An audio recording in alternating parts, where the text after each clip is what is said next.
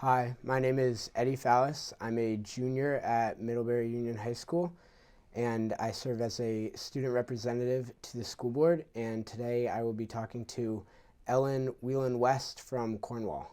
Ellen, how are you today? Good, how are you doing? So the first thing we want to know is why are you running, and what in your professional or personal background do you think best equips you to serve on the school board? So I'm running because I feel like as a member of the ACSD community and now as a parent of a first grader at the Cornwall School, I've been really interested in paying close attention to what's happening in the district and a lot of the conversations and the big decisions that have been discussed or that have been made over the last few years. And our district is facing a lot of really complicated challenges that have a lot of strong feelings, and people on opposite sides are coming from very different perspectives around all of them. And I'm really interested in being part of the school board to try to move past some of the division that I think has really become part of the way people engage with these issues, and also to just bring some experience around, analysis of lots of data and complicated issues, and engaging with all people and all parties to try to find solutions that may be difficult, but that ultimately people feel is best for the district. So I come from a policy background. My job is very much based in sort of working with big groups of people on really big challenges and trying to find how you use information and data and a lot of different perspectives on those challenges to find solutions. So I have direct experience working on things like this in a different context. And then I've gotten the chance in the last few years to be part of a lot of community organizations and local boards. So I've gotten to see very directly how people in our county, in our towns, work together really beautifully. And when people are really committed and focused on coming together to solve big challenges, I know that we can do it. So all of that really motivates me to run for the school board.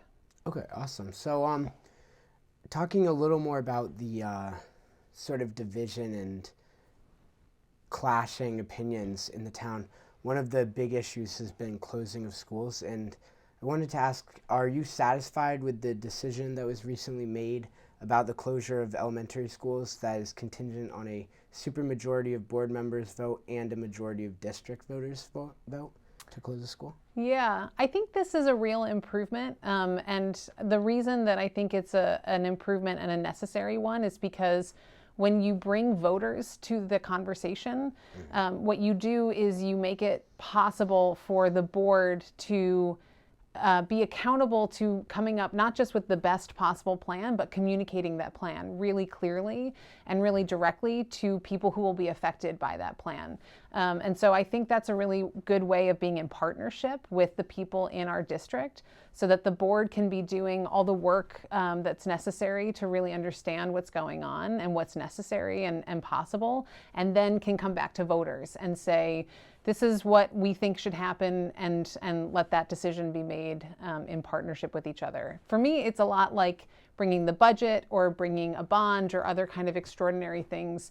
Everyone has to be bought in and believe that it's the best idea. So I think this is a really good improvement that gets us closer to that reality. Yeah, one of the issues around the school closing has been the working of the International Baccalaureate program within all the schools. And I wanted to ask, do you think that the International Baccalaureate program is working for ACSD, or do you not think it's working? Where do you stand on that? So I really don't know. And I've been meeting with a lot of different people over the last few weeks, with parents, with educators, with district administrators, to learn a lot of things. And the nature of International Baccalaureate, or IB, comes up. And the question of whether it's positive or negative for our kids and for our district is definitely a conversation I've been part of with a lot of different people. And I think the greatest concern to me right now is that people are on such different sides of that question.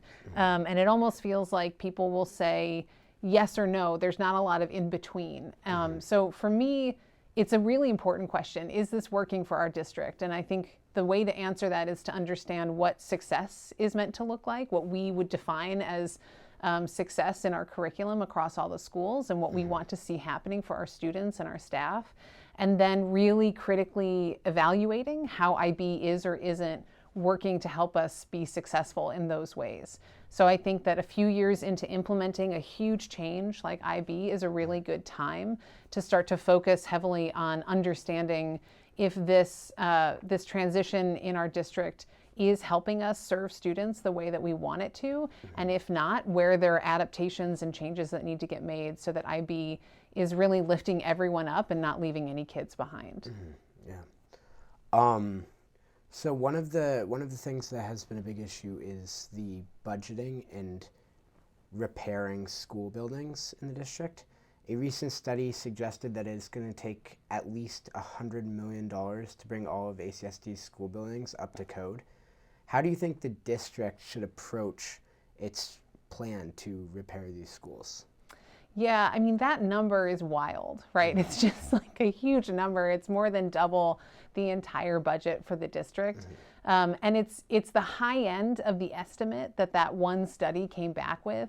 And my understanding is that it includes a really wide array of improvements, some of which need to be made to some of the buildings and some of which maybe could be made. And so there's a world of variation in those estimates.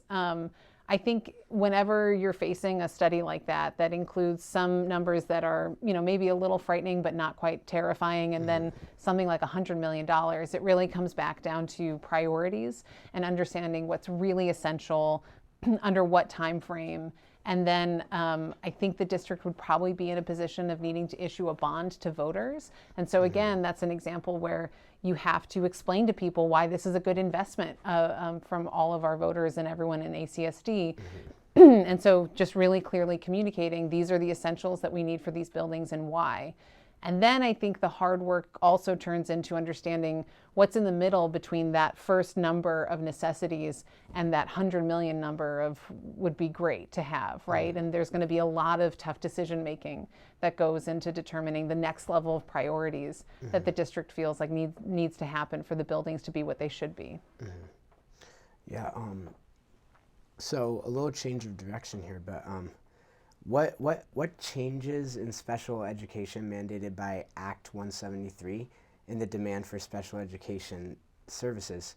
How are you thinking that you could balance special education needs with all the other demands on public schools right now?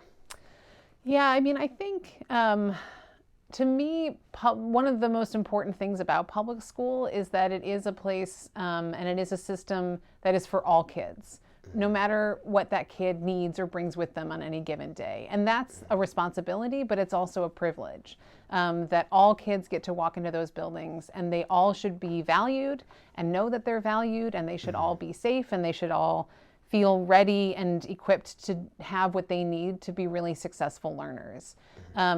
So that for me would be a North Star for our district, right? And I know that a lot of people on the board and outside in our communities feel that way. Act 173 is a law I'm still wrapping my head around. There's a lot to it, but the major components of it have huge implications for how special education is going to be funded, which really comes down to what resources are available for which kids, how you evaluate what children need and what staffing is available to help them get those needs, how eligibility is determined, and then how curriculum is delivered in the classrooms across all of our schools so that kids are met where they're at and that they can be successful with their colleagues and their peers. So it's everything. Like, it has these huge implications across basically everything you could imagine, including, of course, special education, but wider implications for our district. I had mentioned earlier that I work in public policy, and that's in a very different context, but a lot of that is about sort of taking big ideas and legislation that's been passed that has a lot of implications and trying to break down into concrete steps of how do you actually implement it so that it has the impact that it's meant to. So in this case, I think our district really needs to dig into how are we tracking and reporting what the changes to Act 73 mean in our schools for our students? What are the things that need more attention? Where are things working the way that you want them to? What are the outcomes that we're seeing? And then I think critically, you just make changes, right? Because nothing ever works exactly the way you want it to right away. But the way that you can respond to it so that you're not leaving kids behind or they're not feeling isolated and under supported is that you can quickly respond to where things aren't necessarily working the way that you want them to. Yeah, that's a good. Is there anything else that you would like to say to all of the viewers right now? Only that I mentioned earlier, Eddie, that I've gotten a chance to be meeting with a lot of folks. I was appointed to sit on the board to fill the vacant seat that was left open by Peter Conlon resigning just for a few weeks until the election. And it's just been a real joy to both to sort of be part of the meetings and understanding how things operate at the board level, and just to hear from so many different people across the district about their hopes and their ambitions and their concerns for the district. And it really reinforces what I already believed, but now can see more directly, which is that we have amazing human resources in our school district, just amazing people who are certainly already serving on the board and people who are parents and teachers and staff and members of our community. So I would be really honored to serve everybody in this position if I'm elected. But I also really feel like we've got what we need to face these really complicated, big challenges because of the people who we have working on them all together. Awesome. Thank you.